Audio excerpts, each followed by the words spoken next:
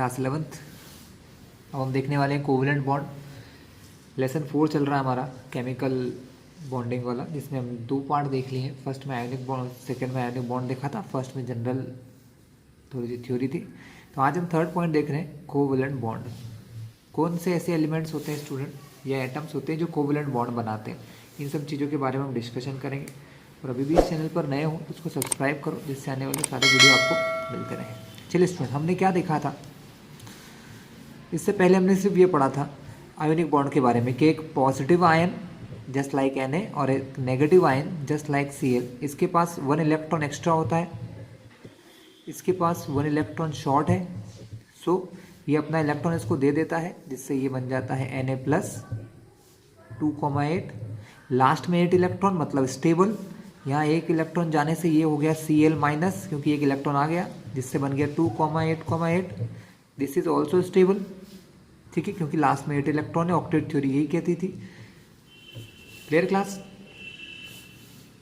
सो ये बॉन्ड बन जाता था। लेकिन अगर हम कोई 2 एलिमेंट ऐसे लेते हैं, जैसे कि क्लोरीन की बात करें, आपने सुना होगा Cl2 गैस होती है, क्लोरीन गैस।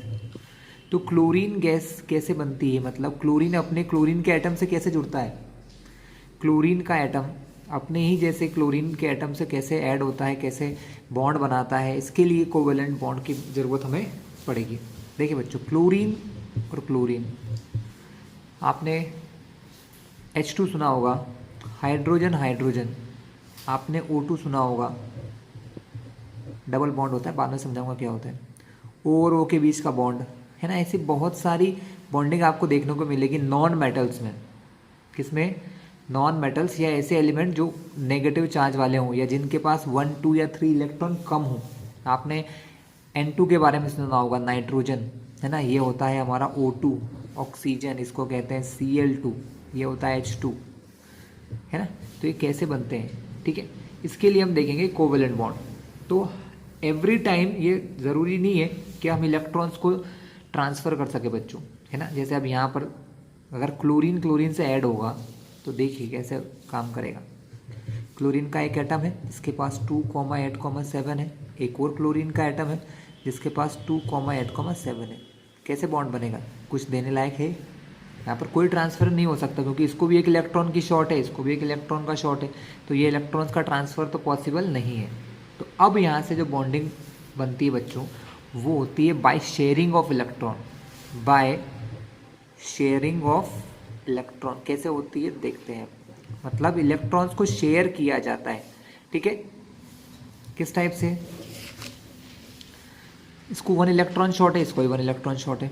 तो ये दोनों एटम जो है थोड़ा सा ज़्यादा क्लोज आ जाते हैं बच्चों। कैसे आ जाते हैं? बहुत पास आ जाते हैं।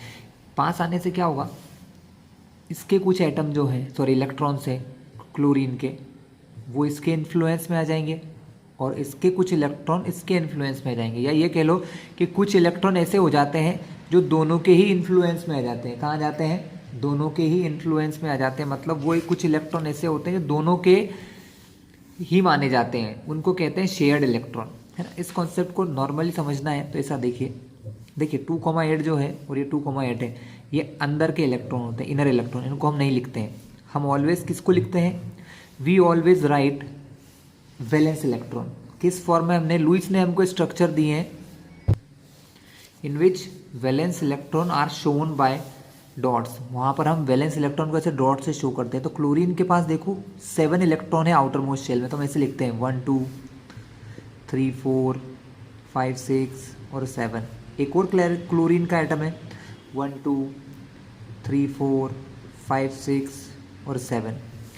जब ये दोनों एटम बच्चों बहुत क्लोज आ जाते हैं, कैसे आ जाते हैं? एक दूसरे के बहुत पास आ जाते हैं। तो ये जो इलेक्ट्रॉन दिख रहे हैं ना आपको, ये दोनों इलेक्ट्रॉन जो है, अभी तो समझने का तरीका है बच्चों। एक्चुअल में क्या होता है कि इलेक्ट्रॉन्स बहुत ज़्यादा पास आते हैं, उनकी वेव्स एक दूसरे में कंबाइंड होती है, ठीक है। वो बहुत आगे की थ्योरी है। अभी आप 11th में हो तो ये समझो कि दोनों अपने अपने 1 इलेक्ट्रॉन शेयर करते हैं एक दूसरे के साथ। इसने अपना एक इलेक्ट्रॉन दिया, इसने भी अपना एक इलेक्ट्रॉन दिया, तो इलेक्ट्रॉन का एक पेयर बन गया बच्चों। क्या बन गया? इलेक्ट्रॉन का एक पेयर बन गया। देखो ये एक पेयर बन गया जो दोनों के साथ में है।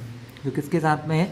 दोनों के साथ में। ये जो पेयर है दोनों के बीच में, इसको कहते हैं शेयर्ड पेयर ऑफ इलेक्ट्रॉन, और ये दोनों के साथ में होता है, ठीक है। बाकी इलेक्ट्रॉन को एज इट इज डॉट्स बना दो आप, अभी समझ जाएंगे। 1 2 3 4 5 6। तो अब काउंट करिए बच्चों कि इस क्लोरीन के पास 8 इलेक्ट्रॉन है क्या? 1 2 3 4 5 6 7 8। ये 6 तो इसके खुद के हैं और ये 2 शेयर्ड हो गए 8। यहाँ पर भी 2 4 6 इसके ओन है एंड दीज 2 आर शेयर्ड। तो ये जो पेयर है इलेक्ट्रॉन का, जो इस दोनों ने एक एक डोनेट किया है, ये एक इसने दिया एक इसने दिया, तो इसको कहते हैं शेयर्ड पेयर ऑफ इलेक्ट्रॉन। और ये शेयर्ड पेयर दोनों से बिलोंग करता है, नॉट ऑफ सिंगल वन। किसी Cl सिंगल का नहीं, दोनों का है, ठीक है, किसी सिंगल Cl का है। तो यहाँ पर बॉन्डिंग को शो करने का तरीका ये होता है इस टाइप से। ये जो दोनों है ये बॉन्डेड इलेक्ट्रॉन है। कौन से इलेक्ट्रॉन है? बॉन्डेड या शेयर्ड इलेक्ट्रॉन है। ये शेयर्ड इलेक्ट्रॉन है या बॉन्डेड इलेक्ट्रॉन का पेयर है। और जो ये बचे हुए हैं बच्चों, जैसे कि ये 2 इलेक्ट्रॉन, ये 2 electron, these are called lone pairs. इनको हम क्या कहते हैं? लोन पेयर्स कहते हैं। और ये बॉन्डेड पेयर ऑफ इलेक्ट्रॉन है। ये कौन सा पेयर है? Bonded pair of electron. Clear हुआ?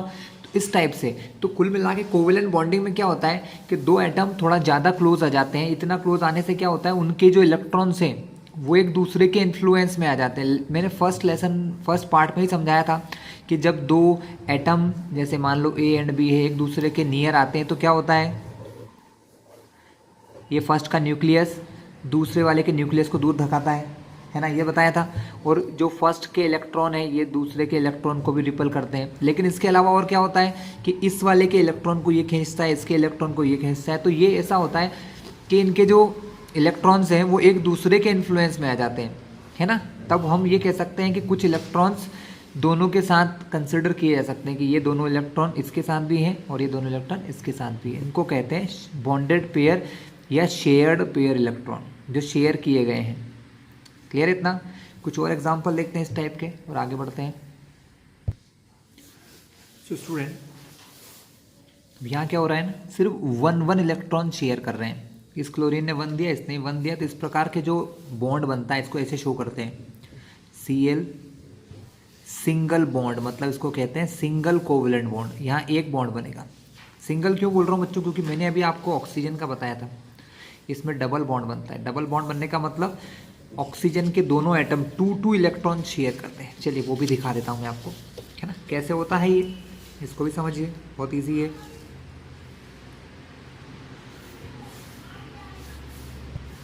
देखिए ऑक्सीजन बच्चों, इलेक्ट्रॉनिक कॉन्फ़िगरेशन अगर आपको आता है तो बहुत ईजी है। दोनों प्रकार के आना चाहिए, 1s2 वाला भी और नॉर्मल वाला भी। 2,6, क्योंकि ऑक्सीजन के पास 8 इलेक्ट्रॉन होते हैं, मतलब इसके वैलेंस शेल में 6 इलेक्ट्रॉन होते हैं। दोनों तरीके से लिख के दिखाएं, 1s2 2s2 2p4, तो ये 6 इलेक्ट्रॉन हो गए वैलेंस वाले। तो 6 वैलेंस इलेक्ट्रॉन जो ऑक्सीजन में होते हैं, दैट आर अरेंज्ड लाइक, ये तो हम अपनी हेल्प के लिए बना रहे हैं। और दूसरा जो ऑक्सीजन है, अब सिंपल सी बात है बच्चों, इसको कितने इलेक्ट्रॉन की नीड है? 2 इलेक्ट्रॉन की नीड है लास्ट में 8 बनाने के लिए। अगर इसको 2 मिल जाएंगे तो ये क्या बन जाएगा? 2p6 बन जाएगा। अगर 2 मिल जाएंगे ना और, तो ये 2p6, और 2p6 होते से इसके पास कितने हो जाएंगे? 8, या ये कह लो p कंप्लीट हुआ। p कंप्लीट हुआ तो इसका शेल कंप्लीट, नो टेंशन। इसका मतलब ये जो 2 इलेक्ट्रॉन दिख रहे हैं ना, ये दोनों शेयर कर लेते हैं। क्या कर लेते हैं? शेयर कर लेते हैं। इसने अपने 2 इलेक्ट्रॉन शेयर किए, इसने 2 इलेक्ट्रॉन शेयर किए। इसका मतलब डबल कोवेलेंट बॉन्ड बनता है बच्चों। कैसा बनता है? Double covalent bond. ये जो 2 और 2 इलेक्ट्रॉन है बच्चों, ये तो इनके शेयर्ड इलेक्ट्रॉन है। इसने भी 2 शेयर की, इसने भी 2 शेयर की। बचे हुए जो 4 है बच्चों, ये तो अभी भी लोन पेयर, क्योंकि ये तो बॉन्ड बनाने में काम नहीं आ रहे हैं। अब इसको अगर मैं थोड़ा सा आपको विजुलाइज करूँ तो इस टाइप से देखिए,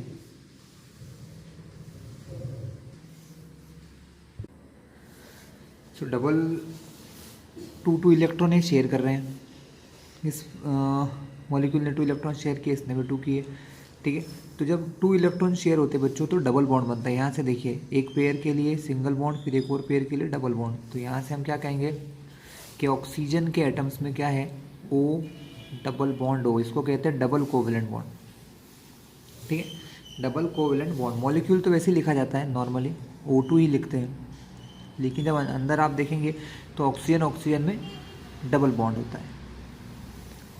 क्लियर है। इसी टाइप से नाइट्रोजन जो N2 मॉलिक्यूल्स है, here both nitrogen atom share 1 2 3 electron, इसलिए नाइट्रोजन नाइट्रोजन में ट्रिपल बॉन्ड बनता है। कैसे, हम इसको भी देख लेते हैं बच्चों। नाइट्रोजन हैज़ 2,5, मतलब 7 इलेक्ट्रॉन, एटॉमिक नंबर 7 होता है, इलेक्ट्रॉनिक कॉन्फ़िगरेशन 2,5 होता है, 1s2 2s2 और 2p3। इसी टाइप से एक और नाइट्रोजन है, सेम होगा उसके लिए भी 2,5 1s2 2s2 2p3। तो इसके पास कितने वैलेंस इलेक्ट्रॉन है बच्चों, 5, 2s2 2p3, यहाँ भी 5 लिखा है। 5 वैलेंस इलेक्ट्रॉन होने की वजह से इसको 3 की नीड होती है, क्योंकि देखिए 2,5 इसको 3 इलेक्ट्रॉन मिल जाएंगे तो 2,8 हो जाएगा, और 8 हो जाएगा तो स्टेबल हो जाएगा, है ना। ऑक्टेट थ्योरी यही कहती है अपने को। तो हम क्या करते हैं, इस टाइप से इलेक्ट्रॉन्स बनाते हैं 1 2 3 1 2 3। इसके अलावा इसके पास 3 इलेक्ट्रॉन तो ये शेयर कर लेंगे, ये भी 3 इलेक्ट्रॉन शेयर करेगा और ये भी 3 इलेक्ट्रॉन, तो ये हो गए दोनों के। अब कितने पास, इनके पास 5 इलेक्ट्रॉन होते हैं वैलेंस शेल में, तो ये 2 बचे हुए यहाँ लगा दिए हमने। ठीक है, इस टाइप से अगर आप बॉन्डिंग शो करें तो ये देखिए कितने पेयर हो गए, 1 2 3 पेयर, इसीलिए इनके बीच में क्या बनता है, ट्रिपल बॉन्ड का फॉर्मेशन होता है, N ट्रिपल बॉन्ड N। ठीक है, एक बॉन्ड फॉर्मेशन कार्बन का भी देख लेते बच्चों, C2H4, इथीन कहते हैं बच्चों इसको, है ना। ये कार्बन का कंपाउंड होता है। कार्बन की वैलेंसी चेक कर लेते हैं बच्चों, कार्बन और हाइड्रोजन है। कार्बन 2,4 होता है atomic electronic configuration, atomic number होता है इसका 6, 2,4, और टोटल इलेक्ट्रॉन 6 होते हैं। कैसे, 1s2 2s2 2p2। ठीक है, तो ये 4 इलेक्ट्रॉन दोनों को शेयर करता है, 2s2 2p2, है ना। तो टोटल कितने हो गए बच्चों, 2 और 2 4 इलेक्ट्रॉन शेयर करना पड़ेंगे इसको, क्यों, क्योंकि इसके पास 2,4 है, इसको कितने और चाहिए, 4, तभी तो आउटर मोस्ट शेल में कितने इलेक्ट्रॉन बनेंगे, 8 इलेक्ट्रॉन बन जाएंगे। सो कितने कोवेलेंट बॉन्ड बनाएगा, कार्बन बनाएगा 3 कोवेलेंट बॉन्ड। ठीक है, कैसे देखते हैं। एक्चुअली बच्चों जो C2H4 है वो इस टाइप से होता है, C डबल बॉन्ड C,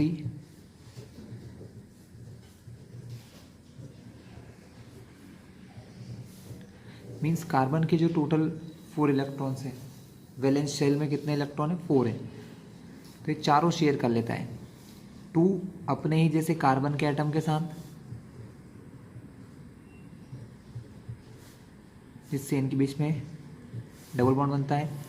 एक एक इसके पास कितने टोटल बच्चों, इसको 4 इलेक्ट्रॉन शेयर करना है, 2 इसने सेम कार्बन के साथ किए, 1 इस हाइड्रोजन के साथ करता है, हाइड्रोजन के पास 1 इलेक्ट्रॉन होता है, एक कार्बन ने दिया, जिनसे इनके बीच में बॉन्ड बना,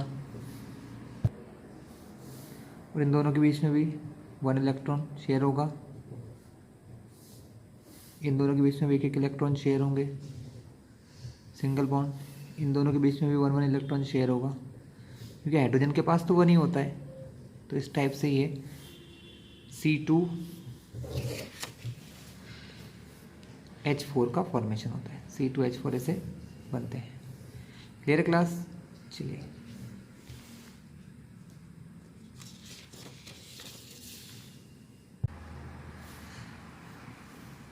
फॉर्मल चार्ज बच्चों, आप देखते हैं कि कोई कोवेलेंट कंपाउंड है तो उसमें एलिमेंट्स के ऊपर, सॉरी जो एटम्स होते हैं उनके ऊपर फॉर्मल चार्ज कैसे निकाला जाता है। क्वेश्चन आता है फॉर्मल चार्ज के ऊपर। फॉर्मल चार्ज मतलब होता है क्या है कि जब कोई पॉली एटॉमिक मॉलिक्यूल होता है जिसके अंदर एक से ज़्यादा एटम है, या 2 या 3 4 एटम है, तो उसमें हर एक एटम पर कितना चार्ज है वो बताने के लिए फॉर्मल चार्ज का यूज़ करते हैं, है ना। फॉर्मल चार्ज के लिए जनरल फार्मूला क्या होता है बच्चों, अपन लिख लेते हैं। फॉर्मल चार्ज के जनरल फार्मूला होता है नंबर ऑफ वैलेंस इलेक्ट्रॉन, थोड़ा सा बड़ा है फॉर्मूला, ये CE है ना। एक बार मैं फिर से इधर लिख देता हूँ, number of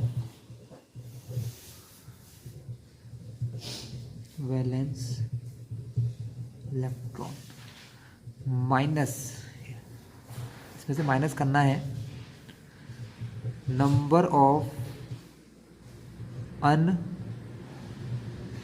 electron, unshared electron को माइनस करना है, प्लस हाफ 1/2 ऑफ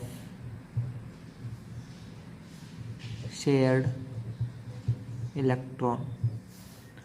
ठीक है, तो सिंपल सा फॉर्मूला है, हमको number of unshared electron, half of shared electron, दोनों को प्लस करके फिर टोटल वैलेंस इलेक्ट्रॉन में से माइनस कर दो, तो ये निकल जाता है हमारा फॉर्मल चार्ज।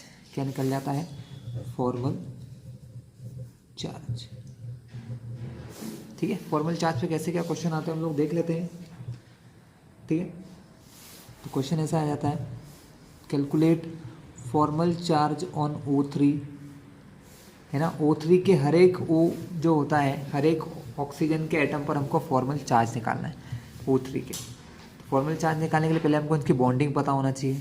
तो हमको ये पता है कि यहाँ पर ऑक्सीजन ऑक्सीजन में डबल बॉन्ड बनता है,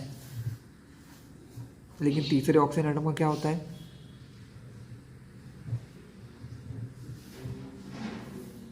यहाँ पर कोऑर्डिनेट बॉन्ड बनता है बच्चों, थोड़े दिन बाद में समझाऊंगा, अभी इसके लिए इतना ध्यान रखो। इसके पास टोटल 2,6 8 इलेक्ट्रॉन होते हैं ऑक्सीजन के पास, तो 6 में से 2 इलेक्ट्रॉन यहाँ शेयर हो जाते हैं, है ना। मैंने ऑक्सीजन का समझाया था पीछे, 2 इलेक्ट्रॉन शेयर किए, और इस यहाँ पर क्या होता है, ये जो बचे हुए देखिए यहाँ पर ऑक्सीजन ऐसा होता है 1 2 3 4 5 6 होते हैं, ये 2 इलेक्ट्रॉन यहाँ शेयर कर लिए तो चलेगा इसके पास से, और ये 2 इलेक्ट्रॉन भी है, ये शेयर कर लेता है इस ऑक्सीजन के साथ। ठीक है, एरो का मतलब है कि सिर्फ ये अपने इलेक्ट्रॉन शेयर कर रहा है, ये नहीं कर रहा है ना, ये अपने इलेक्ट्रॉन शेयर नहीं कर रहा है। अगर ये दोनों शेयर करते तो ऐसा डबल बॉन्ड या कुछ बनता, लेकिन यहाँ पर ये एरो क्या बताता है कि इसने अपने 2 इलेक्ट्रॉन इसके साथ शेयर किए, इसने शेयर नहीं किए। तो अब इस वाले के पास सिर्फ 2 ही इलेक्ट्रॉन बचेंगे जो लोन पेयर है। इस ऑक्सीजन एटम के पास कितने होंगे बच्चों, एज यूजुअल हमने जो पढ़ रखा है 4 इलेक्ट्रॉन होंगे लोन पेयर में, और इसने अपना कुछ भी शेयर नहीं करा है, सिर्फ 2 इलेक्ट्रॉन इससे लिए हैं, तो इसके पास टोटल 6 इलेक्ट्रॉन होंगे 1 2 3 4 5 6। अब हमको हर एक एटम के लिए फॉर्मल चार्ज निकालना है, तो हम नाम दे देते हैं फर्स्ट सेकेंड थर्ड, ऐसे 3 अलग अलग नेम दे दिए। तो पहले के लिए अगर आपको फॉर्मल चार्ज फाइंड करना है, तो मैंने क्या बताया था कि सबसे पहले number of valence electron, valence electron कितने होते हैं, हर ऑक्सीजन में वैलेंस इलेक्ट्रॉन 6 ही होते हैं, माइनस नंबर ऑफ अनशेयर, कितने अनशेयर है 1 2 3 4, प्लस 1/2 ऑफ शेयर्ड इलेक्ट्रॉन। सो देखिए नंबर ऑफ शेयर्ड इलेक्ट्रॉन बच्चों 4 हो गए, क्योंकि 2 इसने शेयर किए 2 इसने शेयर किए, तो टोटल कितने हो गए 4, 2 1 जा 2 2 जा, अंदर 4 + 2 6 6 - 6 0। तो फर्स्ट ऑक्सीजन का जो पहला एलिमेंट है, इस पर कोई फॉर्मल चार्ज है, इस पर कोई फॉर्मल चार्ज नहीं है। ठीक है, चलिए बात करते हैं नंबर 2 वाले की। फॉर्मूला सेम ही है, टोटल वैलेंस इलेक्ट्रॉन तो 6 ही होते हैं, माइनस अनशेयर्ड इलेक्ट्रॉन यहाँ पर 1 और 1 2 दिख रहे हैं, प्लस 1/2, इसने कितने इलेक्ट्रॉन शेयर किए, देखिए 2 और 2 4 तो यहाँ पर है क्योंकि ये डबल बॉन्ड है ना, तो 2 इसने दिए थे 2 इसने दिए थे, तो 4 हो गए इसके पास शेयर वाले, और 2 इसने अपने इसको दिए थे, टोटल 6 इलेक्ट्रॉन शेयर हो गए बच्चों, कितने हो गए 6 इलेक्ट्रॉन। तो यहाँ पर आएगा 6, 2 1 जा 2 3 जा, 2 + 3 5, तो 6 में से 5 गए तो 1, तो इसके पास फॉर्मल चार्ज कितना है +1। ठीक है, ये ऑक्सीजन का एटम नंबर 2 हो गया। थर्ड एटम का देखें, सेम फॉर्मूला होगा, number of valence electron 6 minus total number of unpaired electron 1 2 3 6 electron है जो उसने शेयर नहीं किए, plus half of shared, share कितने किए उसने, जो 2 इलेक्ट्रॉन इससे लिए थे वो दोनों के पास में है, तो शेयर्ड इलेक्ट्रॉन कितने हो गए, जो 2 इससे लिए थे, तो 2 2 1 जा 2, 6 प्लस 1 ऊपर हो गया 7, 6 माइनस 7 प्लस माइनस माइनस 6 में 7 गए तो क्या बचा 1, बड़ा कौन है 7 है, माइनस का है तो ये -1, तो फॉर्मल चार्ज इस पर हो गया -1। इस टाइप से बच्चों फॉर्मल चार्ज का कैलकुलेशन किया जाता है, यूज़फुल होता है, आगे देखेंगे हम लोग। फॉर्मल चार्ज निकालना आ गया आपको। Taking one more example, HSO4 minus हमको एक आयन दिया होता है, हमको इसमें सल्फ़र का क्या निकालना है, हम सल्फ़र का निकालते हैं फॉर्मल चार्ज। कैसे करेंगे, सबसे पहले स्ट्रक्चर समझ लो। देखिए H2SO4, ये H2SO4 में से बनता है, तो ये कुछ इस टाइप से होता है। सल्फ़र का इलेक्ट्रॉनिक कॉन्फ़िगरेशन आप सभी जानते हैं, 16 होता है, कितना होता है 16, 2, 8, 6, 1s2, 2s2, 2p6, 3s2, 3p4, तो ये 6 इलेक्ट्रॉन इनके पास टोटल वैलेंस शेल में होते हैं। ठीक है क्लास, जो किस प्रकार रहते हैं बच्चों, जो सल्फ़र है ये इन 2 ऑक्सीजन के साथ सिंगल बॉन्ड बनाता है 1 और इन दोनों को वो 2 इलेक्ट्रॉन शेयर करता है, मतलब देता है सिर्फ, इनसे लेता नहीं है इन दोनों ऑक्सीजन से। इसको कहते हैं कौन सा बॉन्ड, कोऑर्डिनेट बॉन्ड, जो मैंने बताया ना आपको, आगे समझाऊंगा, जिसमें ऐसा एरो बनाते हैं, मतलब इसके पास जो 6 इलेक्ट्रॉन है उनमें से इसने 1 इलेक्ट्रॉन शेयर किया किसके साथ, इन दोनों ऑक्सीजन के साथ, और ये जो दोनों ऑक्सीजन है ना, ये एक एक बॉन्ड इन H के साथ बनाते हैं, एक H यहाँ पर, एक H यहाँ पर होता है लेकिन अभी नहीं, क्योंकि ये HSO4 आयन है, क्योंकि HSO4 आयन किससे मिलता है, H2SO4 से, एक H गायब है इसलिए यहाँ पर माइनस चार्ज है। ठीक है, तो ये एक बॉन्ड बनाकर ये दोनों O जो हैं वो भी स्टेबल हो जाते हैं। ये सल्फ़र क्या करता है, अपने 2 इलेक्ट्रॉन इसके साथ दे देता है और 2 इलेक्ट्रॉन इसको डोनेट कर देते हैं। ठीक है, अब इससे क्या होगा, इससे ये होगा कि इस ऑक्सीजन के पास कितने इलेक्ट्रॉन हो गए हैं, 1 2 3 4, तो इसके लोन पेयर, इसने इसके साथ एक शेयर किया, इसके साथ एक शेयर किया। यहाँ पर ये सल्फ़र क्या कर रहा है, इसको 2 इलेक्ट्रॉन दे रहा है, तो ये सल्फ़र के लिए 2 इलेक्ट्रॉन यहाँ लिख लिया हमने। इसके साथ वो एक इलेक्ट्रॉन शेयर कर रहा है, एक इसने दिया, एक सल्फ़र ने दिया, तो यहाँ पर भी 2 और 2 4 इलेक्ट्रॉन। सल्फ़र ने इसको भी एक इलेक्ट्रॉन दिया है, 2 इलेक्ट्रॉन, इसको दोनों इलेक्ट्रॉन दिए हैं। क्लियर है क्लास, इस टाइप से हमको सल्फ़र के देखना है, तो सल्फ़र का फॉर्मल चार्ज निकालने के लिए सल्फ़र के लिए total valence electron 6 minus lone pair, कोई लोन पेयर है उसके पास, कोई इलेक्ट्रॉन खाली है, कोई इलेक्ट्रॉन खाली नहीं है, उसने 2 इसको दिए, 2 इसको दिए 4, एक इसके साथ शेयर किया 5, इसके साथ शेयर किया 6, उसके सारे इलेक्ट्रॉन शेयर हो गए, तो कोई भी इलेक्ट्रॉन बचा क्या लोन पेयर में, नहीं, 0। उसने कितने इलेक्ट्रॉन शेयर किए हैं, उसके पास टोटल शेयर इलेक्ट्रॉन कितने हो गए, 2 4 6 8, 2 1 जा 2 4 जा 6 माइनस 4, 6 माइनस 4 से क्या आंसर आएगा कि फॉर्मल चार्ज जो है वो सल्फ़र पर यहाँ 2 हो गया बच्चों। कितना फॉर्मल चार्ज हो गया, सल्फ़र का फॉर्मल चार्ज यहाँ पर 2 हो चुका है। जो फॉर्मल चार्ज निकालने का क्या एडवांटेज है, तो फॉर्मल चार्ज निकालने का एडवांटेज ये होता है कि इससे हमको पता चल जाता है कि अगर जिस ऑब्जेक्ट के ऊपर जिस कंपाउंड में एलिमेंट्स के ऊपर फॉर्मल चार्ज कम होता है वो ज़्यादा स्टेबल कंपाउंड होते हैं, यानी कंपाउंड की स्टेबिलिटी फॉर्मल चार्ज पे डिपेंड करती है। ठीक है, ठीक है, तो इसके लिए मैं आपको एक एग्जांपल से समझाता हूँ। एग्जांपल है CH3OH, मीथेनॉल कहते हैं इसको। इसका स्ट्रक्चर देखिए, इसका स्ट्रक्चर जनरली ऐसा होता है।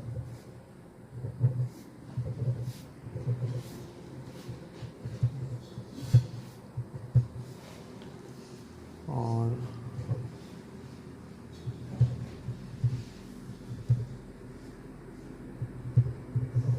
इस टाइप से, कैसे CH3OH है ना। ये पॉसिबल होता है कि यहाँ पर 2 इलेक्ट्रॉन शेयर करते हैं, है ना, और इन दोनों के बीच में एक इलेक्ट्रॉन शेयर होता है। थोड़ा सा मैंने दूर बना दिया है गलती से, कोई इशू नहीं, ठीक है। तो इस ऑक्सीजन के एटम देखिए इलेक्ट्रॉन 2 4 6 8 ऑक्सीजन के पूरे हो गए। यहाँ पर कार्बन के भी देखिए 2 4 6 8 क्लियर हो गए, ठीक है। एक पॉसिबिलिटी ये हो गई। दूसरी पॉसिबिलिटी क्या बताते हैं? दूसरी पॉसिबिलिटी ये भी हो सकती है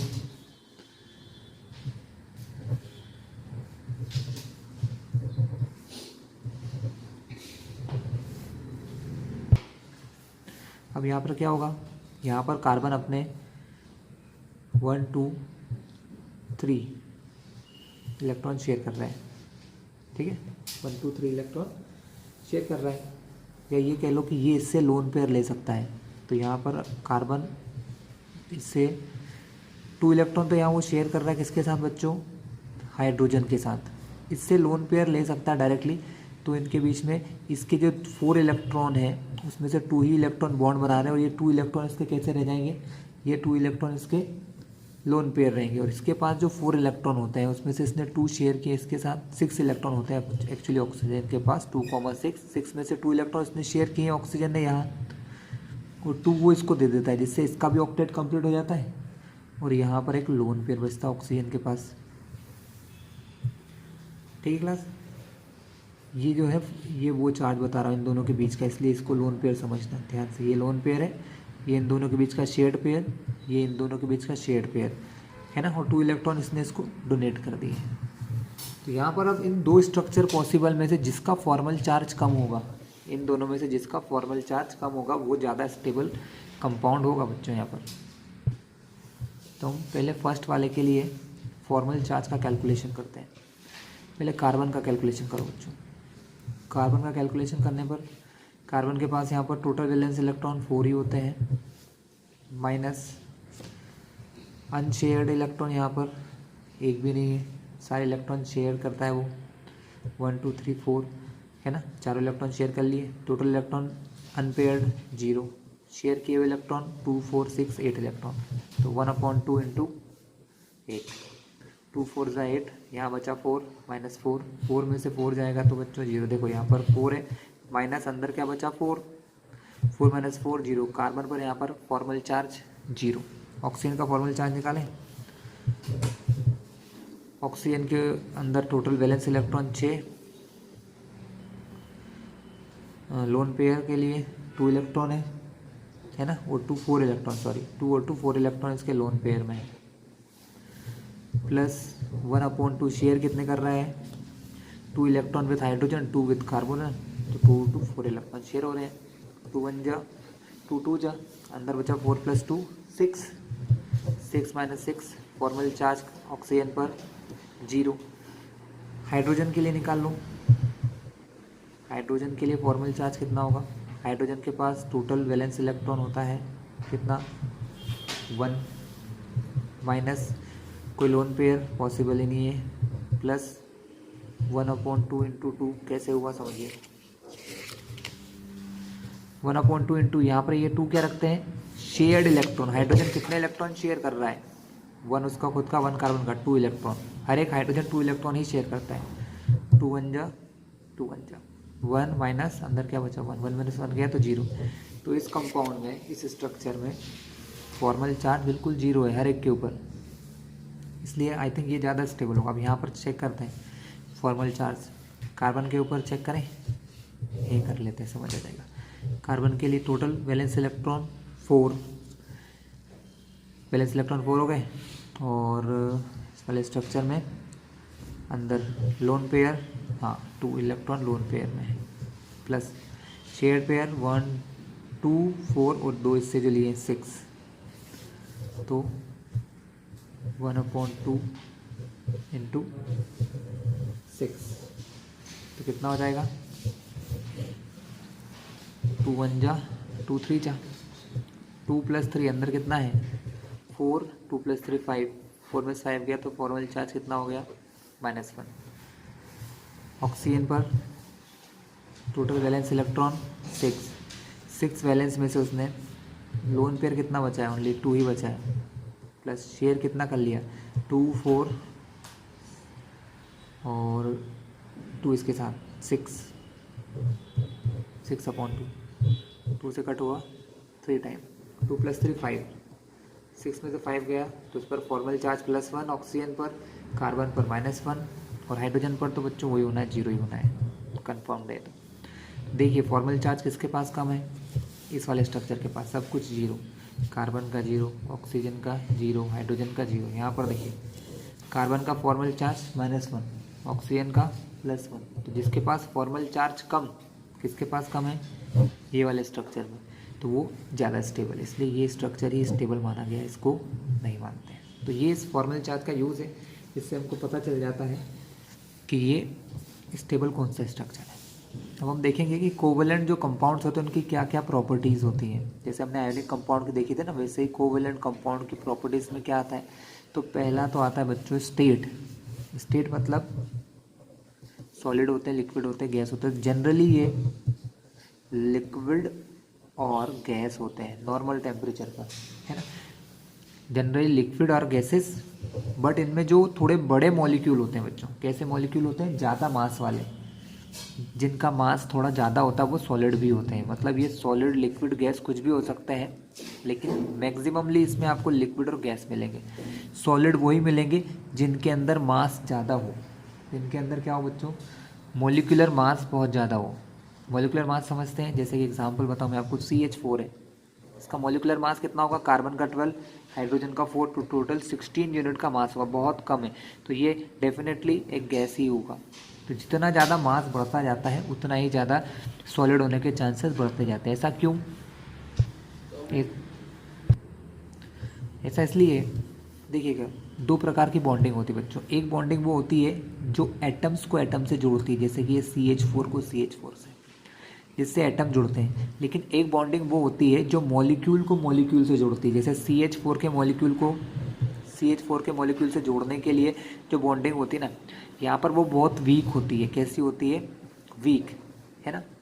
यहाँ पर जो इंटर मॉलिक्यूलर फोर्स है, जो लिक्विड गैस या सॉलिड बनाते हैं, है ना, ये जो कोवेलेंट बॉन्ड है ये क्या बना रहा है, कार्बन और हाइड्रोजन को जोड़ रहा है ना। लेकिन जो इन दोनों मॉलिक्यूल को जोड़ते हैं उनको कहते हैं इंटर मॉलिक्यूलर फोर्स, और वो बहुत ही वीक होते हैं, क्योंकि ना तो इन पर कोई पॉजिटिव चार्ज होता है ना ही नेगेटिव चार्ज होता है। तो इनके अंदर सिर्फ क्या लगता है, स्मॉल मॉलिक्यूलर फोर्स लगता है, जिससे ज़्यादातर लिक्विड और गैस होते हैं। जब मॉलिक्यूल बहुत बड़ा हो जाता है बच्चों, जैसे इस टाइप का हो जाता है C20H42 टाइप से, इस टाइप से बड़े बड़े मॉलिक्यूल जो हो जाते हैं, जब मॉलिक्यूलर मास बहुत ज़्यादा होगा, जैसे इसका मॉलिक्यूलर मास कितना होगा 240 + 42, मतलब इसका मॉलिक्यूलर मास लगभग 282 यूनिट के आसपास होगा। तो काफ़ी ज़्यादा, इतने बड़े मॉलिक्यूलर मास वाले जो कंपाउंड होते हैं ना, वो जनरली सॉलिड होते हैं, बाकी सब लिक्विड और गैसेस होते हैं। आया समझ में, जितना ज़्यादा मॉलिक्यूलर मास होगा सॉलिड होने के चांसेस उतने ज़्यादा है, नहीं तो जनरली लिक्विड और गैसेस होते हैं। अब इनके बीच की बॉन्डिंग वीक होती है बच्चों, है ना, मॉलिक्यूलर बॉन्डिंग, इनके मॉलिक्यूल्स के बीच में ज़्यादातर लिक्विड और गैस होते हैं, इसलिए इनके मेल्टिंग पॉइंट्स और बॉइलिंग पॉइंट्स लो होते हैं। कैसे मेल्टिंग बॉइलिंग पॉइंट होते हैं बच्चों, लो। ये सब आपको बुक में मिल जाएगा, इसलिए मैं ज़्यादा प्रॉपरली लिखवा नहीं रहा हूँ, समझा रहा हूँ। मेल्टिंग बॉइलिंग पॉइंट इनके लो होते हैं। Clear class, melting boiling point low क्यों होते हैं, क्योंकि इनके बीच में मॉलिक्यूलर फोर्स बहुत कम लगता है, ज़्यादातर गैसेस होती हैं, तो गैसेस का तो बॉइलिंग पॉइंट होता ही नहीं है ना, मतलब होता है लेकिन जनरली रूम टेम्परेचर पर वो गैसेस ही होती हैं, तो बहुत कम होता है। ठीक है, फिर आता है सॉल्युबिलिटी। तो कोवेलेंट कंपाउंड सॉल्युबल होते हैं, किसके अंदर सॉल्युबल होते हैं, ऑर्गेनिक सॉल्वेंट के अंदर। ऑर्गेनिक सॉल्वेंट के अंदर क्यों, क्योंकि उनके अंदर भी मॉलिक्यूल होते हैं। जनरली क्या देखा जाता है बच्चों, सॉल्युबिलिटी एक जैसी बॉन्डिंग वाले मॉलिक्यूल में होती है। आयोनिक कंपाउंड जो होते हैं ना वो ज़्यादातर आयोनिक सॉल्वेंट में घुलते हैं, जैसे कि वाटर हो गया। और जो मॉलिक्यूलर जैसे कोवेलेंट जो होते हैं, कोवेलेंट कंपाउंड में आयन नहीं होते प्लस माइनस के चार्ज, कोवेलेंट कंपाउंड में मॉलिक्यूल्स होते हैं, तो वो मॉलिक्यूल वाले सॉल्वेंट में ही घुलते हैं। इसलिए ऑर्गेनिक कंपाउंड जैसे कि CCl4 हो गया, CS2 हो गया, इसको कहते हैं कार्बन टेट्राक्लोराइड, कार्बन डाइसल्फाइड, इस प्रकार के जो सॉल्वेंट होते हैं इनके अंदर ही घुलते हैं ज़्यादातर कोवेलेंट कंपाउंड। ठीक है, रीज़न ये है कि एक जैसी बॉन्डिंग होती है, इनके अंदर भी कोवेलेंट बॉन्डिंग होती है, उनके अंदर भी कोवेलेंट बॉन्डिंग होती है, इनके अंदर भी ज़्यादा चार्जेस नहीं होते हैं, प्लस माइनस के आयन नहीं होते हैं, और कोवेलेंट कंपाउंड में भी नहीं होते इसलिए। ठीक है, नॉन कंडक्टर होते हैं क्योंकि इनके अंदर पॉजिटिव और नेगेटिव चार्ज नहीं होता है, तो ये इलेक्ट्रिसिटी के अच्छे कंडक्टर नहीं होते हैं। सिंपल सी बात है, हमने देखा था NaCl क्यों कंडक्टर होता है, क्योंकि Na के ऊपर प्लस का चार्ज, Cl के ऊपर माइनस का चार्ज, तो ये कंडक्टर कर सकता है ना। लेकिन बाकी कंपाउंड जो हमारे कोवेलेंट है वो क्यों नहीं कर पाते, CH4 क्यों नहीं कर सकता, क्योंकि इसके पास कोई पॉजिटिव नेगेटिव चार्ज वाले आयन नहीं है ना। हमने क्या देखा, ज़्यादातर तो फॉर्मल चार्ज 0 ही होता है, इसलिए ये नॉन कंडक्टर होते हैं इलेक्ट्रिसिटी के। इनकी रिएक्शन भी थोड़ी स्लो होती है बच्चों, क्योंकि इनकी रिएक्शन कैसी होती है, मॉलिक्यूलर रिएक्शन होती है ना। मॉलिक्यूल्स जो होते हैं इनके पुराने बॉन्ड टूटते हैं, नए बॉन्ड बनते हैं, तो इसमें टाइमिंग ज़्यादा लगते हैं, मतलब मॉलिक्यूलर रिएक्शन होती है, थोड़ी स्लो भी होती है, कुछ कुछ फास्ट भी होती है, ऐसा नहीं कह सकते, बट ज़्यादातर इनकी रिएक्शन मॉलिक्यूलर होती है और थोड़ी सी स्लो होती है। फिर क्या है, जो कोवेलेंट बॉन्ड होता है बच्चों उसकी एक ना एक डायरेक्शन होती है ना, क्योंकि ये दो मॉलिक्यूल के बीच में इलेक्ट्रॉन्स पर डिपेंड करता है, तो कोवेलेंट बॉन्ड जो होते हैं ज़्यादातर डायरेक्शनल होते हैं। ये मैं नेक्स्ट वीडियो में बहुत अच्छे से समझाऊंगा, अभी से इतना समझ लो कि ये कैसे होते हैं, डायरेक्शनल होते हैं। कैसे होते हैं वो नेक्स्ट वीडियो में आप देखेंगे, जब मैं डाइपोल मोमेंट और बाकी चीज़ समझाऊंगा। ठीक है, तो कोवेलेंट कंपाउंड के अंदर जो कोवेलेंट बॉन्ड होता है वो कैसे होते हैं, डायरेक्शनल नेचर के होते हैं। ठीक है, चलिए आज के लिए भी इतना ही है। अब हम कुछ और चीज़ें देख लेते हैं। लिमिटेशन ऑफ लुईस थ्योरी, मतलब ये जो अपन पढ़ रहे थे dot structure, Lewis dot structure कहते हैं उनको, पहले भी मैंने बोला था। इसकी कुछ लिमिटेशंस हैं। ये कोवेलेंट बॉन्ड को समझाता तो है लेकिन कम्प्लीटली नहीं समझाता है ना। क्या क्या प्रॉब्लम है, कुछ प्रॉब्लम्स क्या है, सबसे ज़रूरी तो ये है कि बिना ऑक्टेट कंप्लीट हुए, या जो ऑक्टेट थ्योरी है ना वो पूरी तरीके से सही नहीं है बच्चों। क्यों सही नहीं है, देखिए LiCl आपने नाम सुना ही होगा, लिथियम क्लोराइड। ये जो कंपाउंड है इसके अंदर लिथियम का ऑक्टेट कंप्लीट नहीं होता है, और अभी हमने क्या पढ़ रखा है कि जिसका ऑक्टेट कंप्लीट होता है वही स्टेबल होता है, लेकिन ये कंपाउंड स्टेबल है बिना ऑक्टेट कंप्लीट हुए। देखिए लिथियम का इलेक्ट्रॉनिक कॉन्फ़िगरेशन होता है 2,1, इसके पास 1 वैलेंस इलेक्ट्रॉन होता है, सिर्फ एक, जिसको वो इस क्लोरीन के साथ शेयर कर लेता है, इसके साथ शेयर कर लेता है क्लोरीन के साथ। सिर्फ एक ही वैलेंस इलेक्ट्रॉन है जिसको क्लोरीन के साथ शेयर करता है। क्लोरीन के पास 1 2 3 4 5 6 और 2, ये क्लोरीन का तो 8 हो जाता है पूरा, तो क्लोरीन को सिर्फ एक ही इलेक्ट्रॉन चाहिए, 2,8,7, वो एक इलेक्ट्रॉन वो लिथियम के साथ शेयर कर लेता है। लेकिन लिथियम के पास कितने इलेक्ट्रॉन है, आप देखिए सिर्फ 2 ही वैलेंस इलेक्ट्रॉन है, तो क्या इसको स्टेबल होना चाहिए, नहीं होना चाहिए, लेकिन फिर भी ये स्टेबल होता है। तो ये कुछ प्रॉब्लम्स हैं जो हमको ऑक्टेट थ्योरी नहीं समझा पाती है, इसको हम आगे की थ्योरीज में समझेंगे, जो हम कुछ और आपको समझाएंगे, molecular orbital theory, valence bond theory, बहुत सारी थ्योरीज बची इस लेसन में, वहाँ आप समझेंगे कि ये क्यों स्टेबल होता है। तो यहाँ पर ऑक्टेट थ्योरी फेल हो जाती है, यहाँ ये नहीं समझा पाती कि ये 2 इलेक्ट्रॉन की है फिर भी ये स्टेबल क्यों है, क्योंकि होना ही नहीं चाहिए, क्योंकि लिथियम के पास तो 8 इलेक्ट्रॉन चाहिए, है ही नहीं, 2 इलेक्ट्रॉन के साथ वो कैसे स्टेबल हो सकता है। इसके अलावा और भी कंपाउंड बताता हूँ बच्चों, जैसे SF6 है ना, PF5, PCl5, ये ऐसे कंपाउंड्स हैं जिनके अंदर सल्फ़र के अंदर यहाँ 8 से ज़्यादा इलेक्ट्रॉन है, P अपना फॉस्फोरस के अंदर यहाँ पर 8 से ज़्यादा इलेक्ट्रॉन है। कैसे, SF6 को देखिए बच्चों, सल्फ़र के बाद 6 इलेक्ट्रॉन होते हैं, वो 6 फ्लोरीन के साथ शेयर करता है, 6 फ्लोरीन के साथ 6 इलेक्ट्रॉन शेयर करता है, 1 फ्लोरीन ने किया 1 सल्फर ने, 1 फ्लोरीन ने 1 सल्फर ने, 1 फ्लोरीन ने 1 सल्फर ने, 1 फ्लोरीन ने 1 सल्फर, 1 फ्लोरीन ने 1 सल्फर ने। तो अब कितने इलेक्ट्रॉन हो जाएंगे इस हिसाब से? तो 2 4 6 8 10 12 टोटल उसके पास, सल्फर के पास आउटर मोस्ट शेल में 12 इलेक्ट्रॉन हो जाएंगे। तो इसको तो स्टेबल नहीं होना चाहिए, लेकिन फिर भी ये कंपाउंड स्टेबल है। तो क्यों? यहाँ पर ऑक्टेट थ्योरी इसका आंसर नहीं दे पाती। तो इन चीज़ों के आंसर हमको आगे की थ्योरीज में पता चलेगा, जो हम पढ़ेंगे, valence bond theory, molecular orbital theory, ठीक है। कंपाउंड के शेप के बारे में, ये जो शेप है ना इस कंपाउंड का, ऑक्टाहेड्रल कंपाउंड होता है बच्चों ये, ठीक है। तो इसका शेप कैसे पता चलेगा, ये भी हमें वैलेंस ऑक्टेट रूल नहीं समझा पाता है। इसके लिए हम लोग नेक्स्ट थ्योरीज देखेंगे, जहाँ पर हम और भी बहुत सारी इन्फॉर्मेशन देखेंगे अबाउट कोवेलेंट कंपाउंड, ठीक है। तो यहाँ आज के लिए इतना ही, नेक्स्ट वीडियो में मिलते हैं अब।